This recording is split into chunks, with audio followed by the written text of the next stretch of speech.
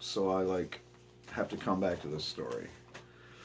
Um, Actually, it's a uh,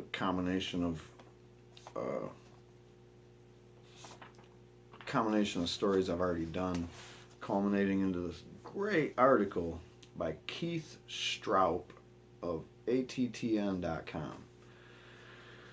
I think ATTN.com is a newcomer on the scene. There's been a lot of newcomers on the scene this election cycle, and a lot of them are sketchy, and you don't know whether to trust them. Sometimes it's too good to be true. It's just a bunch of fluffy, flavory stuff that makes you feel good about whatever candidate or cause that you're fighting for, and it just like it's almost like satire the way everything just sounds too good to be true. And then come to find out, it's pretty much mostly untrue, or the one key point that you wanted to be true is the one thing that ain't.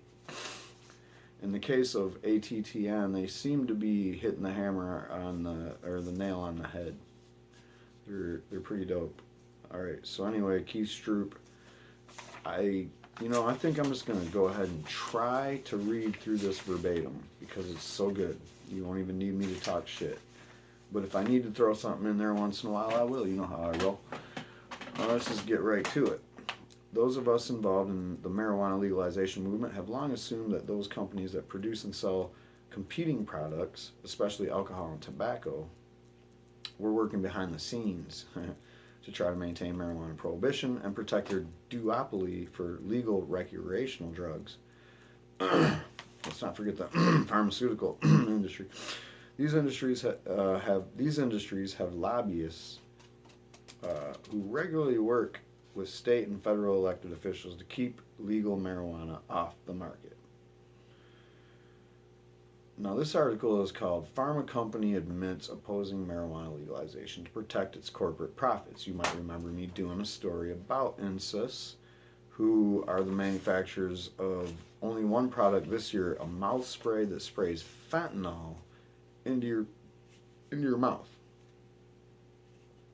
There's no chance that could be dangerous. Fentanyl is 80 to 500 times stronger than heroin, depending on how strong the fentanyl is. You might have heard of fentanyl before. It's the one that's responsible for thousands of deaths over the last decade, probably over 100,000 deaths maybe, because of the mixing fentanyl with heroin to make heroin stronger on the street. It's a killer. In fact, it used to be called the killers on the street. If you're from Detroit, you might have heard of that. Anyway, so now we see the pharmaceutical companies are also getting directly involved in the political efforts to maintain marijuana prohibition, where the legal marijuana will undermine their bottom line. Well, I mean, they've already seen their bottom line going to shit in states where marijuana is legal, whether it be recreational or medical. Because to me, and pharmaceutical industry, they recognize that even if someone's just smoking the shit out of marijuana to get high as fuck all the time, they're probably doing themselves a lot more good than you think, because physically that's just medicine. They're just taking a lot of medicine that's good for you in many ways. And the more you take, the better it is for you. And there's so much toxic shit in this world today that if you don't take in a certain amount of cannabinoids, you're probably prone to like cancer or mental depression and other anxieties caused from the atmospheric conditions that we live in today. And the propaganda and the knowledge, just knowing how dangerous this world is can cause harm to yourself, because if you're stressed out about that, that's weakening your immune system, and it's weakening your body, it's weakening your mind, it's wearing you out because you're stressed about it, and we all are. All right, let's go back to the article. I know it's hard, man, because I got so much to say about this. But anyway, recently we saw the first direct evidence that pharmaceutical companies are now working to defeat marijuana legalization efforts, acknowledging that their intent is to protect their market in synthetic opiate drugs and synthetic marijuana drugs. Don't forget that, same company. Earlier this month, Insys Therapeutics Incorporated, an Arizona-based company, donated $500,000 to a group calling itself Arizonans for Responsible Drug Policy. They're always talking about we're looking out for the kids, we're for safe this, responsible that. It's Republicans with their double speak. You ever heard of that? Well, Republicans love to use double speak, and they love to make their side sound like they're the right side because it's the responsible side or the safe side, or they're looking out for the kids. It's all fucking bullshit. They're looking out for their corporate buddies, like these shitheads that are killing people with this fentanyl mouth spray shit. Are you fucking kidding me? I can't even contain myself on this clip. I mean, this is just unbelievable. Anyway, we just, as a side note, I know it's hard to read right straight through this shit. I didn't see the commercial yet because I couldn't find it. I could have probably went to their website. These dickheads that we just called Arizonans for Responsible Drug Policy, well, they just started airing their first commercial. And boy, I feel sorry for people in Arizona because they got to sit through that garbage. It's like the worst propaganda for marijuana you have ever seen, compounded with the fact that everybody in the fucking world knows that none of it is anything but pure propaganda. So you look like a total idiot asshat on TV with that shit. But you know what? No one even watches TV anymore. So who the fuck is even going to see it? Unless you're just somehow in a waiting room somewhere at a hospital or a pharmacy waiting for your script and you have to watch that bullshit. Just give me a break already. So anyway, back to the article.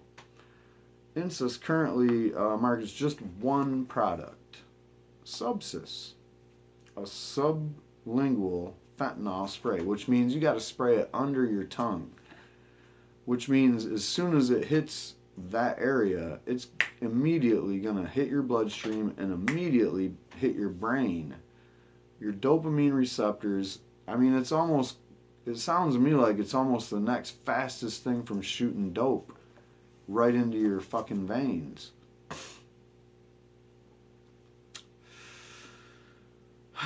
So, synthetic opiate for more potent, it's synthetic, but it's way more potent than heroin. Fentanyl is the drug found in Prince's system when he was found dead in April 2016. It's been a hell of a year. But yeah, fentanyl is what killed Prince. I mean, it's, like I said, it's anywhere from 50 to 100 or more times stronger than heroin, depending on how you administer it. The CDC has implicated fentanyl in a surge of overdose deaths in several states in recent years. We're talking thousands, tens of thousands, if not hundreds of thousands of dead people from fentanyl alone. Not heroin and Oxycontin and opiates, all opiates combined or any of that shit. We're talking about just fentanyl. Okay, so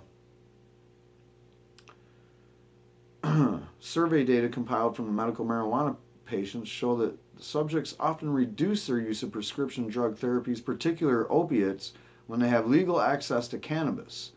Well, no shit. According to a 2015 RAND Corp, which is highly right-wing study, opiate-related abuses and mortality is lower in jurisdictions that permit medical cannabis access compared to those that outlaw the plant. And I love it when someone like the RAND Corp or Responsible This or Family That, right-wing think tank type people do these studies because they're doing them to try to figure out why their profit margins are slipping. And then when they find out that shit, then they sick the dogs on them. And here we have it again. The dogs are getting sick. In this case, Insys. In the Arizona legalizing marijuana, question 2. Proposition 205. Man, there's so many this year, it's hard to keep track of them, which is a good thing. until you dig in and find out what they are. Not always that good. But let's just get right to it. Incest came under scrutiny of law enforcement. According to the Washington Post, a number of states that are currently investigating incest for illegally paying physicians to prescribe their drug in situations in which it was inappropriate. Illinois Attorney General Lisa Madigan filed a lawsuit against the company, claiming the company's desire for increased profits led to disregarding patients' health and pushed addictive opiates for non-FDA approved purposes. Now, when you're talking about fentanyl, it's been widely prescribed over the years. It's like a synthetic form of morphine, and it usually comes in sucker or patch form, like a epidermal patch. And the reason for that, those slow sounding administering things, is if you're sucking on a sucker, you'll pass out before you take so much you're going to die. And if you have a patch on, you're not going to die because it knows, your body knows how much to take in at a certain time. I'm sure you can die from a patch. And people have been known to compound the patch with doing other things and whatnot. But yeah, so there's a lot of people dropping dead apparently from this company's products. And yet they're out there talking shit about legalizing marijuana in Arizona. So when the company first made its $500,000 contribution to the group opposing the Arizona legalization initiative, the largest single contribution of the group by a factor of 4, the company claimed that its reason for opposing voter initiative was because it fails to protect the safety of Arizona's citizens and protect particularly its children. Is anybody else out there sick of seeing those photos or articles or videos of the police walking up on the parent of a child in a public setting where the parent is overdosed on opiates, laying on the ground, passed the fuck out in their car or in a store aisle or some shit, or dead, while the kid's sitting in the background like, where's mommy? What's going on? Are you sick of seeing that shit yet? How about the 10,000 people a year that we know drop dead from direct overdoses of fentanyl products such as these mouth sprays? What about that? And how many children die a year from these fentanyl mouth sprays? I gotta believe it's a lot. Even if it's one, that's a lot. And you're sitting here talking about marijuana, which has never killed anybody. You have all these complaints that you guys, look at all the new cases, or look at all the cases of kids going to the emergency room because they ate a brownie with marijuana in it. You know what though? There's never been one of those kids that died. There's never been one of those cases where anybody died, ever, period, from eating too much marijuana. Not even little fucking 2-year-old kids. You know what happened to them? They got a good night's sleep. They didn't give them any drugs at the hospital because they didn't need any. They just said go home and sleep it off. And that's what they did. Because you can't die from marijuana. But somehow we got to protect the kids. The fentanyl manufacturers that manufacture mouth spray that you spray drug into your mouth that's 80 times more potent than heroin. You can spray it right in your mouth. You can just go like this and just watch. Go look it up on the internet. If you think I'm lying, I've never heard of this shit before until I read this, to be honest. I've never heard of that. Mouthwash? No, I mean mouth spray with fentanyl in it? Are you fucking kidding me? You gotta be shitting me, right? That's not gonna be a dangerous thing to have around the house if you have kids. Does anybody know what kids do? They fucking look around and they grab shit and they fucking try to see what they can do with it and what it does. If you see something that looks like something that you've seen like a mouth spraying device, and you do it, one shot of that could probably kill a little kid, man. How many times has that happened? I would like to know those numbers. I bet you the pharmaceutical industry, especially INSIS, man, all you gotta do is take that N out of there and it's ISIS. What the fuck? They probably killed way more people than ISIS with opiates. But I know they've killed way more Americans than ISIS have killed. I guarantee that. They probably killed more children that are of American descent than ISIS has ever killed. What are you people afraid of out there? Is anybody really afraid of marijuana? Alright, I'm going to try to read the rest of this article. I know it's been really hard to do, but... So they've only manufactured this mouth spray, this fentanyl mouth spray. Incest Therapeutics made $62 million in net revenue on subsist fentanyl sales in the first quarter of 2016, representing 100% of the sales, the total company's earnings. CDC has implicated the drug in a surge of overdose deaths in several states in recent years. We've heard that. Survey data compiled with medical marijuana patients show that subjects often reduce their uses, blah, blah, blah. Incest has come under scrutiny from law enforcement. According to the Washington Post, a number of states are currently investigating incest for allegedly paying physicians to prescribe. All right, I went through all that. I'm sorry. When the company first made its $500,000 contribution, man, I'm way down here. I just got off to like tangents. Sorry about that. Later in life, I'll have time to edit these videos, and you don't have to worry about all this repetitive stuff. But when the company filed a legally required disclosure statement with the Securities and Exchange Commission as to why they want to fight marijuana, apparently when you donate that much money to an effort to stop a ballot initiative that is popular enough to be on the ballot, Securities and Exchange Commission wants to know what stake do you have in this? That's fair, and you got to write an honest statement. So they said, look, man, we have this drug that we're developing right now called Dranabinol. We got this Dranabinol over here.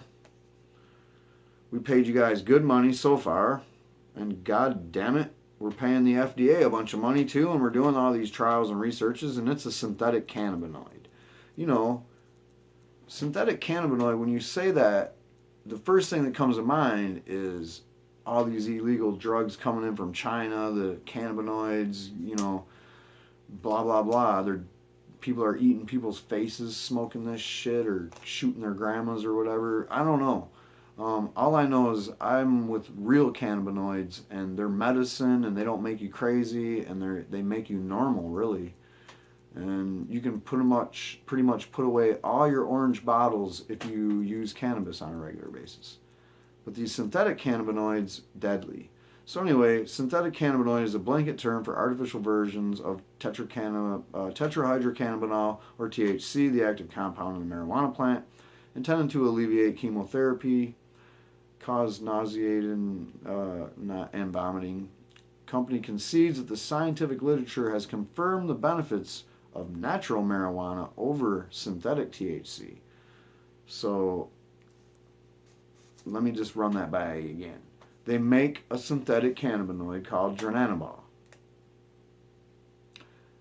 And they also say, we admit that all the scientific literature that is out there proves that natural marijuana is way more medicinal than any synthetic THC. However,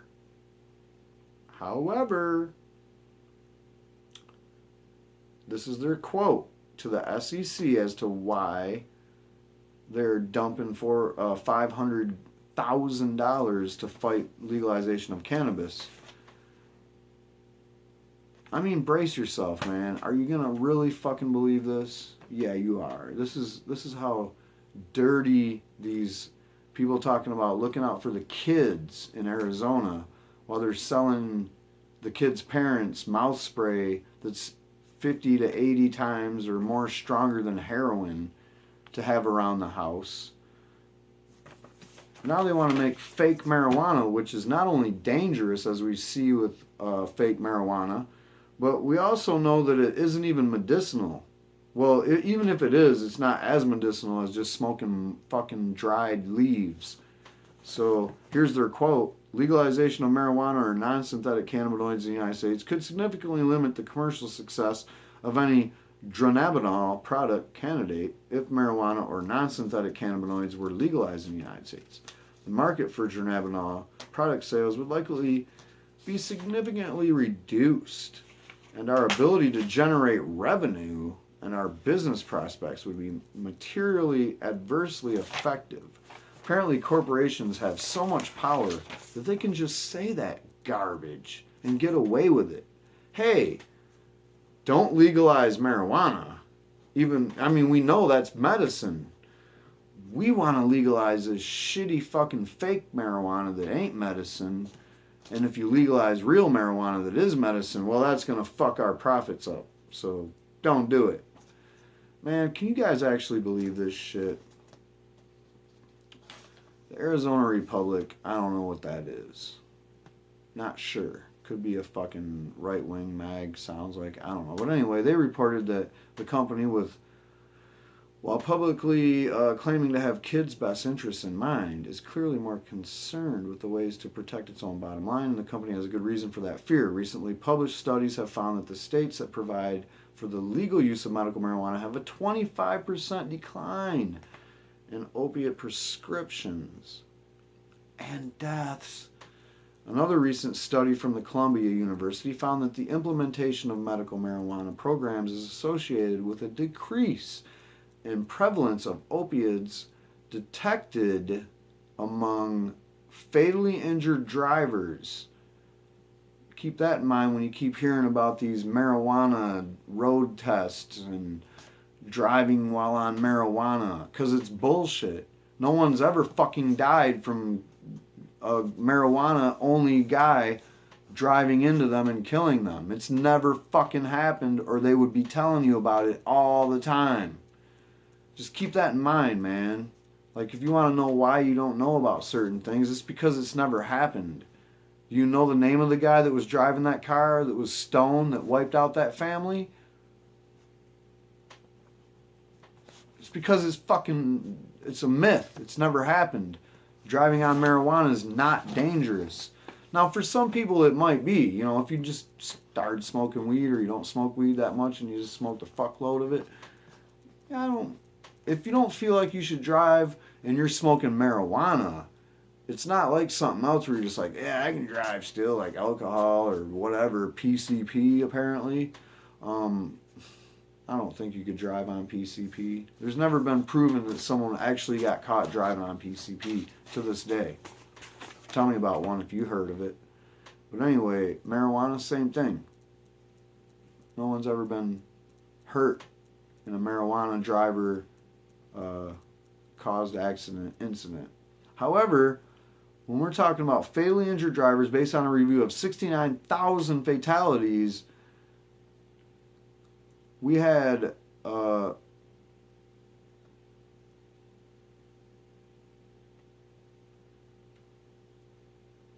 in 18 states, all right, where marijuana was available, people use far fewer opiate drugs. And there's far fewer accidents in the drunk driving and the pill driving. So now there's direct evidence that the pharmaceutical company in Arizona is spending large amounts of money to avoid having to compete with legal marijuana and in order to protect its market. And it's a market share for dangerous, addictive synthetic opioids and a synthetic form of THC, where people are dying and dangerous things are happening every day. They're using their money to fight legal marijuana, which is completely safe and benign. It's medicine. The more you do, the more medicinal it is. This is not the first incidence in which pharmaceutical companies are pouring money into the war on drugs. In 2014, the Nation published an article revealing that the makers of OxyContin and Vicodin were the two of the largest contributors in the Partnership for the Drug-Free Kids and Community Anti-Drug Coalition of America, two groups that oppose marijuana legalization and support continued prohibition. Because they know that people that smoke marijuana don't take that pills. They don't take pills. Pills are bullshit and they hate them. One thing that they didn't mention in this article, and this has been a spot-on article, but you hear a lot of propaganda about how teen use, oh, it's going to go through the roof. Look at Colorado. There's so many, these people are using marijuana now when they're 6 years old. The thing about it is a writer's study has come out telling us that teen use has actually decreased in Colorado. Now, I just say that because that's obvious. It's just going to happen like that. It becomes less of a rebellion thing or blah, blah, blah. Like, yeah, maybe you're going to get a bunch of people that still do it, just like cigarettes when they turn 18, because it's just an environmental factor. It's all around you. You might do it. Most people don't. It's not peer pressure. That's different. It's just an environmental factor. Like, it's just another thing that you know about that's there. You might use it, you might not. I would argue more people would use it if they don't know shit about it. So education probably is a good thing, because once people know what the hell's going on and they see that it's not as big of a deal as they hyped up with blah, blah, blah, blah, blah. You know what I'm saying. Rebellion causes people to want to experiment with things just because there's that added mystery or whatever. It's human nature. So to deny that is just to be a complete, ignorant moron. Finally, incest will certainly not be the last pharmaceutical company caught putting company profits ahead of concern for public health. But it's the first instance we have seen where the company was caught in the hands of in the cookie jar opposing marijuana legalization initiative purely for reasons of corporate greed. And just for comparison purposes, they go on to say, according to the National Institute on Alcohol Abuse and Alcoholism, and this is because the alcohol lobby also, as well as the tobacco lobby, are also always fighting marijuana at all ends, whether it be medical or recreational. So when it comes to alcohol, it usually results in 88,000 deaths per year. And that's just excessive alcohol use. That means you drank too much alcohol and you died, whether it was from the alcohol or you did something that you could do without being drunk, but you died doing it drunk. And the Center for Disease Control and Prevention, tobacco smoking results in more than 480,000 deaths each year in this country. 1,300 people a day, that is. Imagine you're at a football game at your high school and it's fully packed. The stadium is full. The seats are full. The ground level is full. And boom. What did I just say? That doesn't even do it justice. 1,300 people. I don't know, man. If you go out, you probably know what 1,300 people looks like. It's kind of a lot. It's not like super a lot. It's like, whoa, that's a lot of people. But it's not like, oh man, I'm overwhelmed. I don't know if I should walk away from my people. I might get lost. 1,300 is a pretty good number, though. Imagine them just dying every day. You don't even have, you might have had 1,300 friends in your life if you're like in your 30s. I mean, not even friends, but just people that you actually know the name of, and a little bit more than that. That's a lot of people. All right. In 2014, a study by the Johns Hopkins University found that states that legalized medical marijuana saw a 25% decline in overdose deaths from prescription drugs. They want to fight that. They want them prescription drugs to be in them hands of the people that could die. They don't care either way. They're like, damn it, 25% of our revenue is gone. Marijuana has never caused an overdose death in the history of mankind. According to a recent report from the World Health Organization, one would have to smoke between 238 and 1,113 joints a day, or at least 10 joints an hour, for 24 hours straight. 10 joints an hour for 24 hours straight. If I had enough coffee and didn't get a heart attack from drinking that, I think I could pull that off. That don't sound that bad. It's like a joint every 6 minutes for 24 hours straight. And that's before an overdose would become a realistic concern. I doubt it, man. There's no way. You can't. You would definitely not want to smoke anywhere near the amount that would kill you. Alright, I gotta end this clip, man. But that was great reporting. ATTN, once again, nailed it. And I tried to read straight through that. 30-minute later, obviously that didn't happen. Don't forget to subscribe. You're only going to get this kind of dope-ass reporting at the Daily Dope Show. Just hit the subscribe button, man. I mean, it's just fucking YouTube. It doesn't matter if you subscribe or not. Any like people are going to give a shit about who you're subscribed to. Hopefully you've already subscribed to enough people that don't matter. But if they see the Daily Dope Show on your subscription list, they're probably going to be like, yeah, that's pretty cool, man, because that's where you're going to get your dopest news about what's going on in the drug war. Bam.